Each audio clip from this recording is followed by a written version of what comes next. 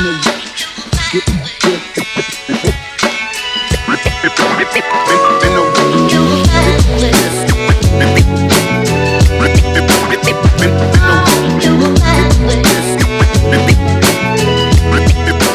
back to Beers and Buckets. This is the second episode this week. We are so glad that you are bearing this with us.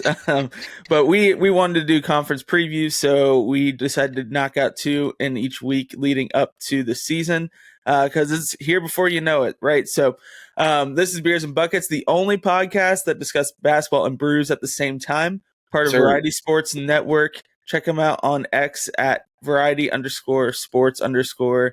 I'm your host, Connor Caldwell, and I'm joined by the Big Blue Demon Deacon himself, Dowell Harmon. Dowell, it is 8:30 your time, 9:30 our time. Were we drinking any beers this morning or nah? No, we had enough PBRs last night. If I was reviewing a beer, it would be PBR. Now, last night I went to Noah Khan. He brought Hosier out to do Northern Attitude because Hosier is playing tonight, and I'm going to see him. So 3 days in a row for going to Ascend Amphitheater for me. But we went to Santa's after, which is like a karaoke bar that this dude that performed at the Opry was there, and did a Chris Stapleton song and absolutely murdered it. So that was pretty cool. You are living a fun life right now in Nashville. That's all I got to say. That's crazy. I have no story time other than it's homecoming night tonight for our Anclote Sharks. So if you pray at all, please pray that we win. That's all I ask. But no beer review today, being that it's 9:30 Eastern to 8:30 Central on a Thursday morning. So we are going to jump right into the show. So give you a show rundown, just like the ACC episode. If you haven't listened, go listen to that because it still holds up for right now. And Big East hot topics. We're going to go over team rankings. Then we're going to do our all-conference draft team. So basically, Dal will have a pick or I will have a pick, and then we'll snake it. So then that person will have their first pick and then second pick, vice versa. And then we'll do our season superlatives. Similar to the snake there. So instead of a beer review, we're just nixing that today. We're going straight in. No chasers here.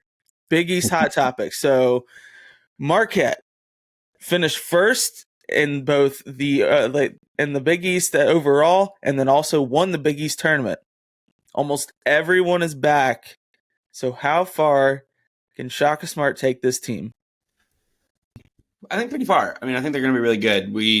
This is the top of the Big East is really, really, really strong, especially those top 3 or 4 teams. So they could even finish fourth in the conference and still go really far and be a really, really, really great team.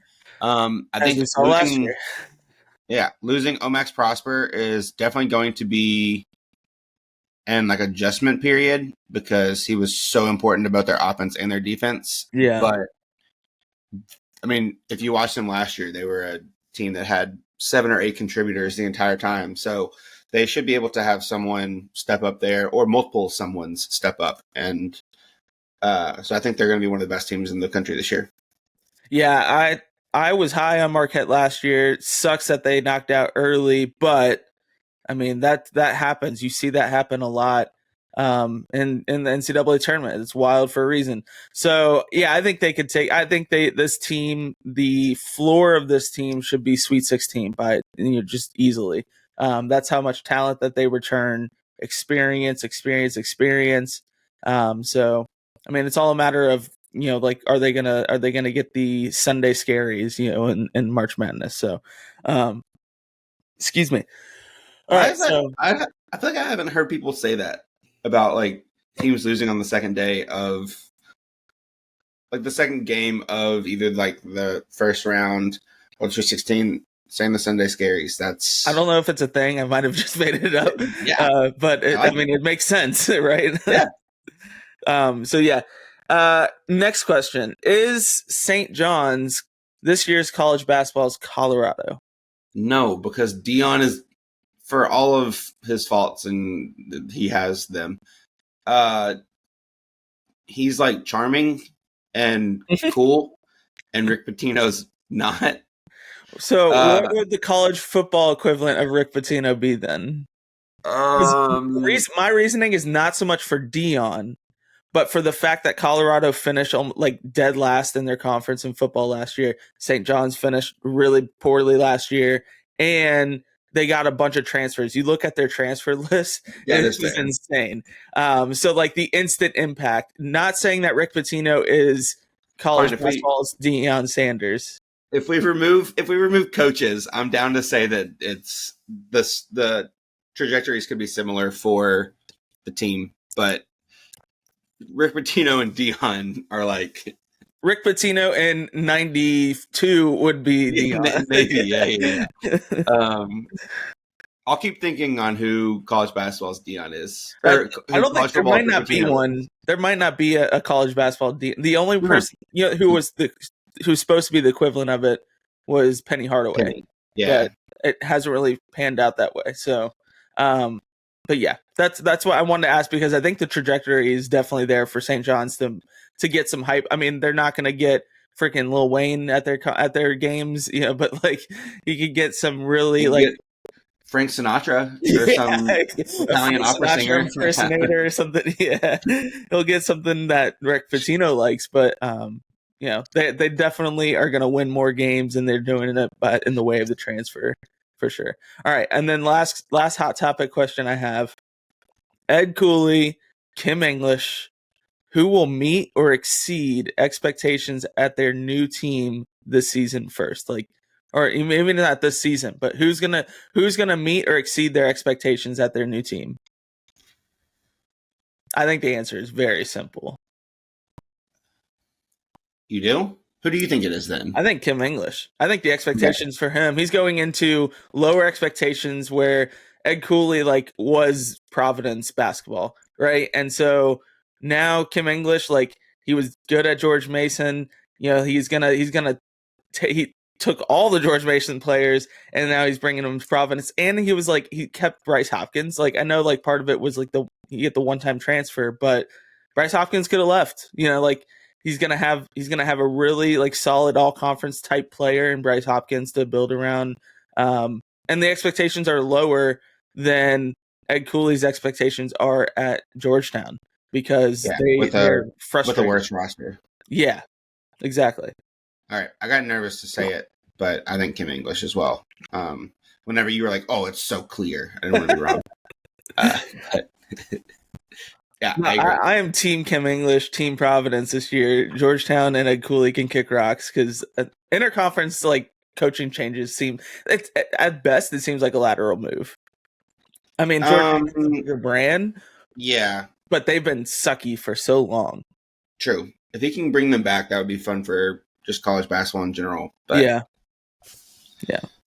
So okay, well that's all the hot topics I have to keep this one a little closer to under an hour than ACC hot top or ACC episode. So let's move on to team ranking. So you know the deal. Dowell go first, then I'll go first, and I'll do my second team, and Dowell do a second team, and snake it that way. So Dowell, your number one team in the Big East, projected at the end of this is March, the final rankings. Who is your number one team in the Big East? it's a little bit of a like chalky pick, but I'm going with UConn. I think Klingon is probably going to be the best defender in college basketball this year.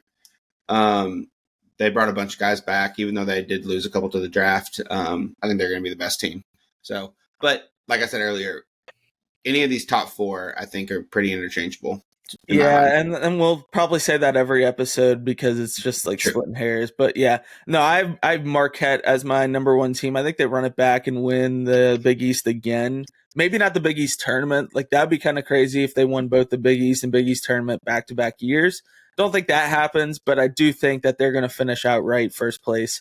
So yeah, and then I have UConn right there at second. Stephon Castle, we're going to talk about him later, but that dude, I mean, top 10 recruit for a reason. So let's just leave it at that. For sure. My two is Creighton, actually. And then I have Marquette third, but like I said, splitting hairs. Yeah. But Creighton brings almost everyone back. Cockburner back, Baylor Shireman back. Trey Trey Alexander back, so they will be essentially the same team they were last year, but another year under their belts. Yeah. I have Creighton at 3 and St. John's at 4. Creighton, I think, losing Kaluma is going to hurt them Sure, more than Kaluma people is thought. a loss. Yeah. Yeah, I think it's going to hurt them more than that. I think he was the bigger identity of that team. So, for that reason, I think they won't look as strong. At some point last year, didn't they lose like 6 straight games or something? 6 straight conference game or something like that. It was something Yeah, because crazy I like started that. picking them, and then they just went That's right. downhill. So I think it'd be kind of similar in that fashion where like they just have a couple of slumps here and there in conference play that'll bring them down to 3 or 4 overall. And then I have St. John's number 4, and spoiler alert for my other pick, but there's for my other superlative, but I could get to it when I say there. But Yeah. they do have a lot of transfers coming in. Like we said, they have 1, 2, 3, 4, 5, 6, 7, 8, 9, 10, 10, 11 transfers coming in. Or no, 10 transfers and 2 freshmen coming in. So they're getting a whole new team, basically. One is Jordan Dingle from Penn, which a lot of transfer teams that were in the transfer market should know that name. Same with Chris Ledlum from Harvard. Tennessee fans are weeping right now. And then we got a transfer from a national championship in Naheem Aline. So there's a lot of transfers, a lot of guys that can make an impact here. And you know what? They're from smaller schools, and that's Patino's way. So I think he's going to have these guys playing really hard basketball. So yeah, that's why I have St. John's at 4, which would be a massive improvement from where they finished last year. So yeah, that's my 4. Who's your 5? Go ahead and just say your 5 because we have the same top 5 teams, just in different order. Villanova's my 5. So yeah, they basically, I think Neptune is going to have them playing better than they started last year. I mean, you don't have a Cam Whitmore on this Nova team, but you return a lot. So I'm not low on them. It might sound like it having them finish 5. I mean, it just comes down to a lot of what Justin Moore, TJ Bamba can do. So we'll see. Yeah, I like that. The reason I said that, I have Villanova at 4 and St. John's at 5. Yeah, the main contributors, I feel like that the Big East will be kind of cool this year. Some of these teams aren't the most deep in terms of going 7, 8, 9 guys like on their roster really contributing, but some of these starting lineups are going to be some of the best in the country. Yeah, Villanova has seven player rotation. Yeah, Villanova has all 5 of their top projected contributors are seniors, led by Eric Dixon and Justin Senior Moore. Lance Ware. True, Lance Ware. Yep. He is sadly not on the top projected contributors for Villanova on Torvik, but yeah, I think they're going to be good. I think Kyle Neptune, it's always a big change to take over for someone. He has some experience now, so I think that they'll be much improved this year. And then, I mean, I echo everything you said about St. John's. They have a lot of good transfers. I'm interested to see how they gel and how a lot of those small school guys play, bumping up a level. So that's why I'm kind of hedging a little bit on them, but still have them at 5. Yeah. Who's your 6? And we just go right along then. Both have Providence at 6. Nice. Talk about Bryce Hopkins, who's definitely going to be one of the better players in the Big East. So excited to see him cook another year. I still can't get over the fact that like people wanted to transfer, and Kim English was like, "I'll play you for it. Like if I beat you, you have to stay." It's pretty easy to say if you're Kim English and to say that, but well, for sure. But it's just like if the 34-year-old coach is beating you, do you really want them? Yeah. But still funny though. Yeah, that's my 6, and then Xavier's my 7. And this might seem like a fall for Xavier because they were playing good basketball last year, but they did lose Colby Jones, Jack Nungy, Adam Kunkel, like Kai Kai Tandy, which Yeah, obviously Kai Kai wasn't like that big of a contributor, but but still, yeah, they lose a lot, right? They get Davion McKnight from Western Kentucky, so that helps them. And I'm trying to think, weren't they in the running for? They were in the running for shoot, what's his name?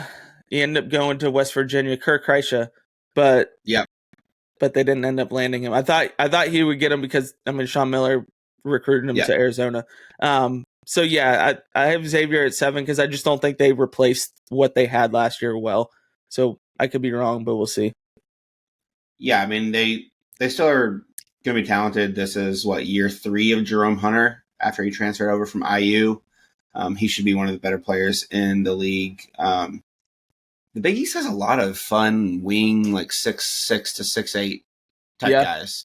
yeah, He's one of them. So they should be a fun team. Plus, it's fun to ride on Sean Miller because he's definitely a little bit overrated, but he still is a good coach. yeah. He's a good coach. He's just So a turd and cheater. yeah, exactly. He's just an open cheater. We all like our cheating, just not out in the open like he did. Yeah, just do it behind. Don't let Yeah, us know that you're doing it. yeah, exactly. I have them at 8. I have Seton Hall at 7. Ooh, I, yeah, I like their defense. I think their defense, or right, is it their defense? Yeah, their defense is, I think, will be one of the better like units in this league. They will struggle scoring, which I think could definitely be why they end up lower than this. But I like Shaheen Holloway, who is going to come in from St. Peter's, and Year 2. yeah, and just like the way they play. Kadari Richmond's there, was a former big time recruit, so they have some talent. Like I said, I think their defense will be really good. So they might be. They're not going to play the same style as Virginia, but a similar kind of. You're just going to hate to play them every night because they're going to try and lock you down. Yeah. So I have them at 7, Xavier at 8. Nice. I have Butler at 8. Butler. I hardly know her. You could do that for I guess just Xavier and Butler, but yeah, I have Butler at 8. For some reason didn't realize that Thad Matta was coaching at Butler last year. Like, just totally blipped my mind. After he took 5 years off from coaching, but he's at his alma mater. They did not do well last year, but they hit did the not. portal hard this year. DJ Davis transferred from UC Irvine. Posh Alexander, interconference transfer from St. John's. Jamil Telfort from Northeastern. Pierre Brooks the second from Michigan State. That's actually like a sleepy good transfer. I think he's going to be really good for Butler. But this team is Posh Alexander's team this year, and it's basically all on him to set the tone on what type of team they want to be. He didn't shoot it great, obviously. So if he could just bump up his shooting percentage a little bit from outside, then I think they're going to be a good team. So I think they're going to be better than they were because I have them finishing 8th. So, and then my 9th team is Georgetown. Again, I don't love the roster that they have right now, and I've never been a Ed Cooley believer. I think he's had incredibly lucky runs and really good players, but they did get Jaden Epps from Illinois and Dontrez Styles from North Carolina, and then Ishmael Masu from Kansas State. So Where did he go first? he was at Wake. Yeah, why did he have to? Why was he the one that had to make the shot? That was like the dagger against Kentucky. I was like, man, I've cheered for you for so long. Why are you the one that has to do this to me? Yeah, I think Georgetown is going to be a longer project than it's going to be a shorter project than Providence, but it's still going to be a long project. Like, they have some things that they have to get done over there, and it's going to take a while because Ewing unfortunately left that place a mess. Yes, they do. Yeah. That is what happens when you hire a coach not that Ewing. I think Ewing's a great coach. Actually, I don't know if he's built for head coaching in college, but he's a great developer. But yeah, it's what happens when you hire a coach and then probably let him be there a couple years too long because he is a legacy, Yeah. and you just end up kind of setting yourself back. Um, we're at 9. I have Butler at 9, finishing right below Xavier. I'm a huge Posh Alexander fan. I don't know how much help he's going to have outside of DJ Davis. So have them at 9, Georgetown at 10, and then we got DePaul finishing out at 11. They're going to be pretty stinky probably, and I hope they're good, but I don't foresee that happening. Yeah. I have Seton Hall at 10. I just don't know enough about these guys to say like they're going to be good or not. They lost a lot. It seems like there's a lot of potholes on their team, and their backcourt is really young, and I just don't trust the young backcourt against some of the. This is one of them we talked about it, and we'll talk about it later actually. Superlatives. This is one of like the oldest conferences ever right now. So I just don't think a young backcourt, if you don't have top 10 talent in that backcourt, is going to win you a lot of games. And then my last team is DePaul. Elijah Fisher from Texas Tech is a sneaky good transfer. Mackie Tien from UCLA, also a sneaky good transfer. No, is it? He's I not. think He it is. hasn't ever played. I don't understand what happened to him. He's a top 50 recruit and has like played 5 minutes a game for UCLA. That's why I think it's a good transfer. I hope I think he's hidden talent. He's a diamond in the rough here. So hopefully. I just don't think they're that good of a team. Like, I mean, I don't think Stubblefield is that good of a coach. I think that's what's holding them back, is the way that they've constructed this roster and who's going to actually take them. Who's going to actually coach them. So Yeah. just not sold on that yet. So all right, let's move on to our all Big East first team draft. So you know the deal. Dowell get the first pick. I'll get the first, and then the second, and then third, and then vice versa. So we'll go from there. This is going to be like one of the toughest because there's so many older names. You don't know who's going to be an all first team kind of player. So we shall see. But let's get into it. Who's your first pick, Dowell? All right. I wanted to see if I can. Actually, I'm not going to say that. I will go Ryan Kalkbrenner. Oh, you turd. Okay. Then I am gonna go with Tyler Kolek with my first pick. Probably a good pick. And I am going with my second pick. Oh man, I could take this two ways. I'm gonna go with Bryce Hopkins. And here's why I'm going with Bryce Hopkins over a certain center from UConn. Because you just took a center, and I wanted to go with the diversity pick. So here we go.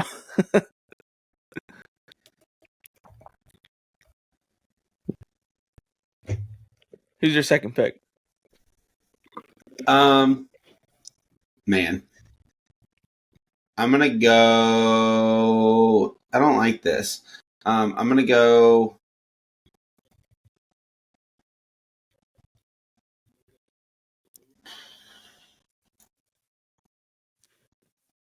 I'm gonna go Donovan Clingan.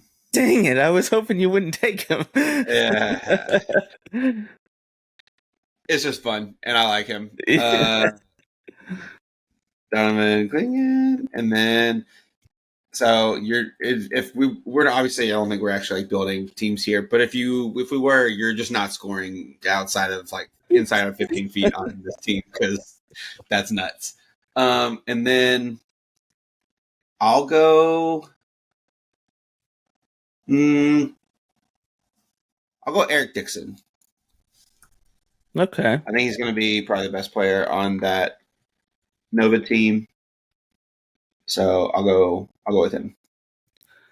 All right. I am gonna go with Justin Moore from Villanova. Um, and then I'm gonna go.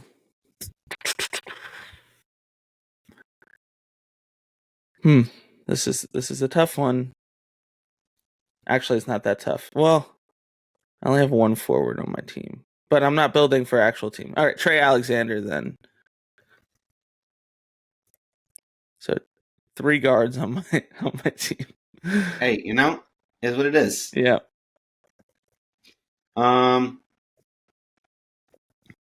that's a good pick.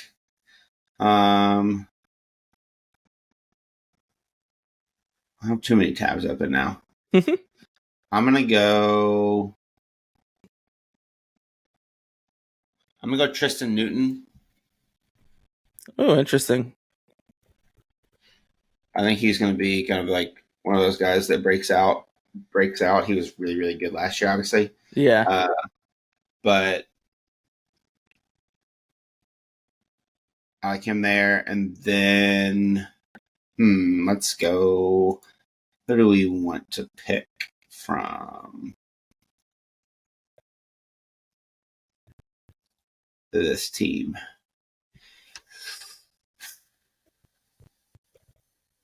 I think I gotta pick someone. All right, I'll go. Um, Oso Iguodaro. Is that how you say his name? I believe so. I'll go him just because I feel like I need a Marquette person on my team. Yeah, I mean they did finish first.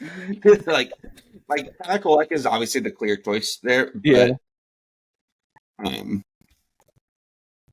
yeah, I think I need someone from there. So I'll go him. that's fair. With my last pick, I'm actually going Joel Soriano. Like Um, it, like it. because I have them finishing fourth, and I think he's going to be a big reason as to why they finished fourth at St. John's. So, I like um, it. yeah, and also needed probably an actual center since I had 3 guards and Bryce Hopkins as my 4. So, Well, I mean, um, I have 2 centers and 2 power forwards, probably and guards. So we're doing weird constructions here. yeah, definitely. Um, maybe next time. Well, no, it's too much fun to do it this way. Yeah, I like Uh, this is good. I'm building a Bradley team here with just yes, only 7 footers. you height supremacist, you. That's right. Okay, so now that we've had that, let's do our season superlatives. So, oh, I've been putting this in on the wrong document. Oh well. So I wondered why you were typing. yeah, I was like, why isn't he typing? Because I'm on the wrong one. Season superlative. So we have player of the year. Who you got for your player of the year? So a little bit of this is coming from who I have finishing first, obviously, but I have Tristan Newton finishing first. Um, I think that Klingon is probably their most important player, but I think that Tristan Newton will be the main scorer on this team. And if they finish first, I think he's the guy that finished. Plus, I'm pretty sure we double up on one here, but I also didn't want to pick your pick, Yeah, which I think is the other main player for player of the year. yeah, that's fair. Yeah, mine is Tyler Kolek. I think he's going to be really good for Marquette again, just returning that experience, and he was a really good guard for them. So, He my also has the usage. He also has the usage, like play because he will probably get like he's just going to be the focal point of their offense. yeah, man, we missed out on a couple of good players on our picks that I didn't even think about. That was hard to build. Yeah, that's what happens whenever you have a conference that's so damn old that Yeah, like they have so many people. yeah, I didn't really think about that because I'm looking at some other teams now. Okay, so my coach of the year, I mean, I think it's going to be Patino just because he's going to be the fan favorite and well, certain fan favorite, but he's gonna you're talking about taking. He wasn't supposed to ever leave, whatever Where was he at before Iona? He wasn't ever supposed to leave Iona.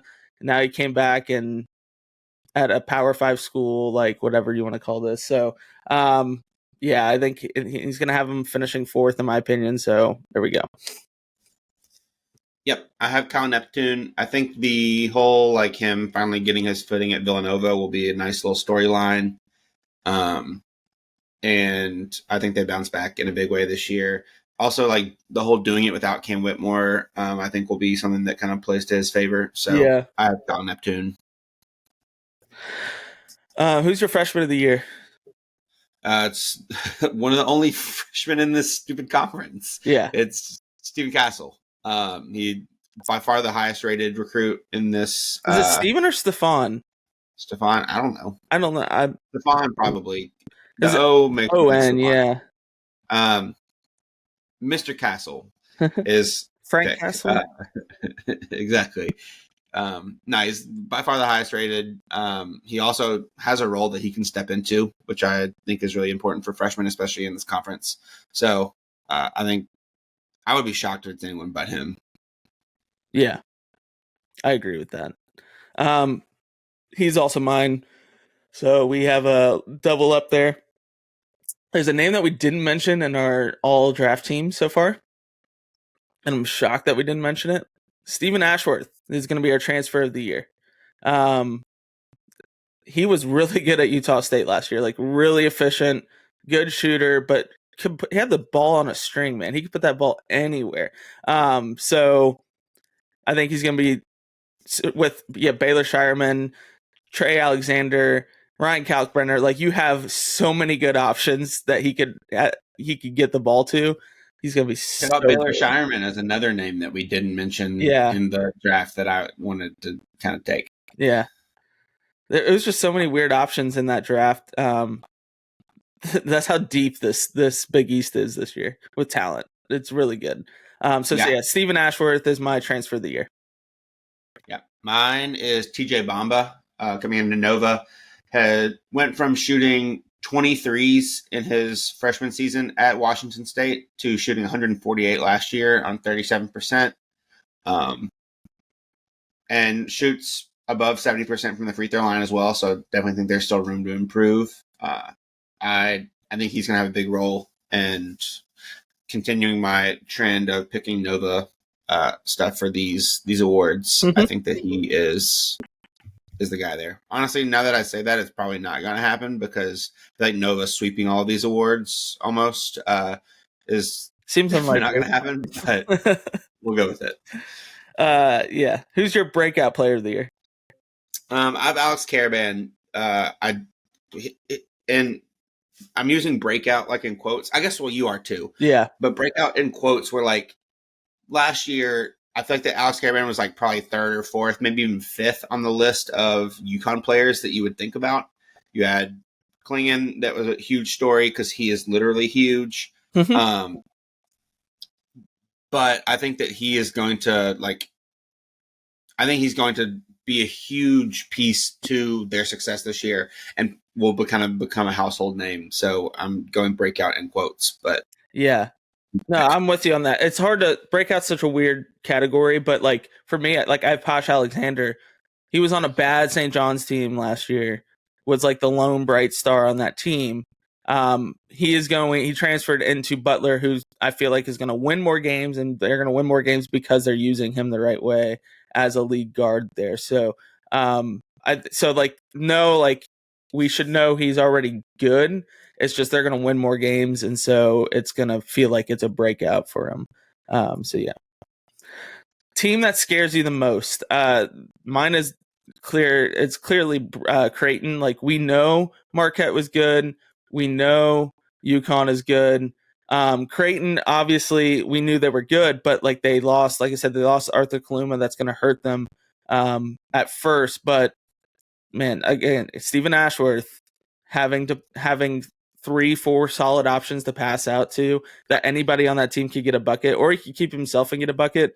It's not fair. It's just not fair. So it's going to be really hard to game plan against. That's all I got to say.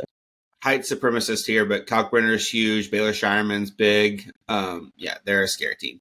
I tried to go a little bit down the rankings just because all of my other picks were teams I think will finish in the top four. Yeah. But I'm going Seton Hall. I mentioned it earlier. I think their defense is going to be one of the better units in this year's Big East. And while they might not score or scare you with their scoring, um, it's just a pain in the ass to go in and play a defense that strong. So they're my pick. Yeah. Who's your best pro prospect? It's got to be Donovan Clingan.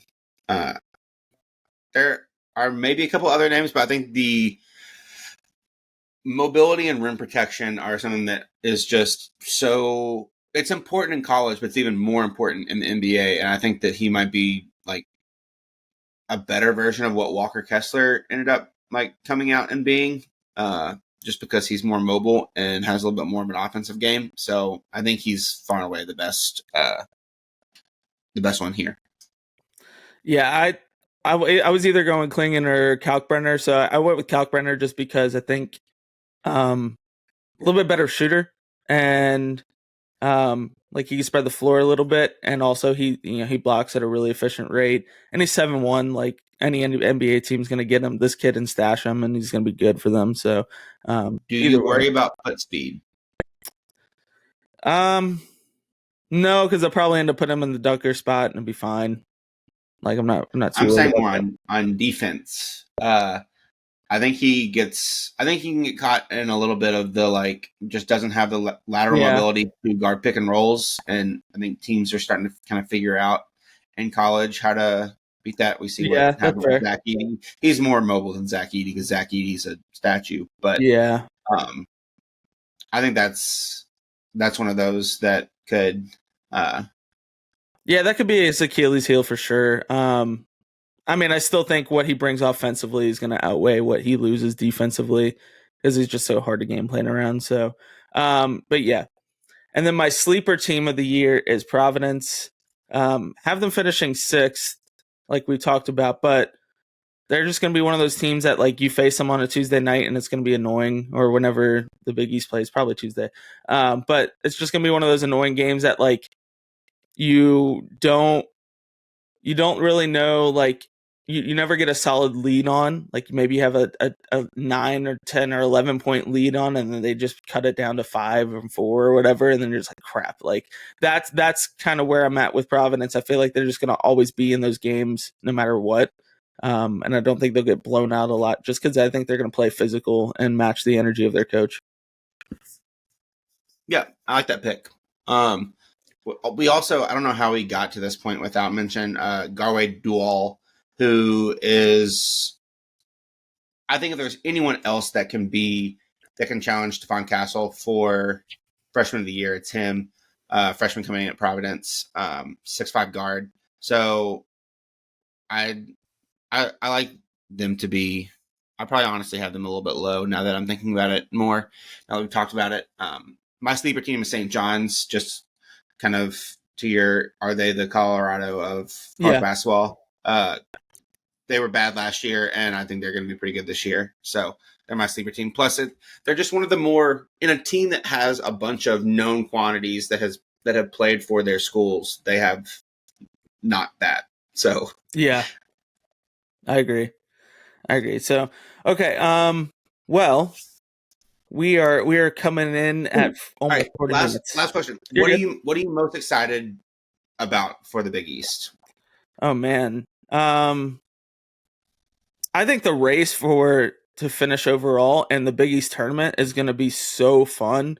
Big East tournament is going to be sick. Because these teams are all super experienced, like we talked about. So just the depth and experience and inexperience, depth is terrible. If one of these teams loses like their lead guard, like that could take them from finishing top 3 or 4 to like 7 or 8.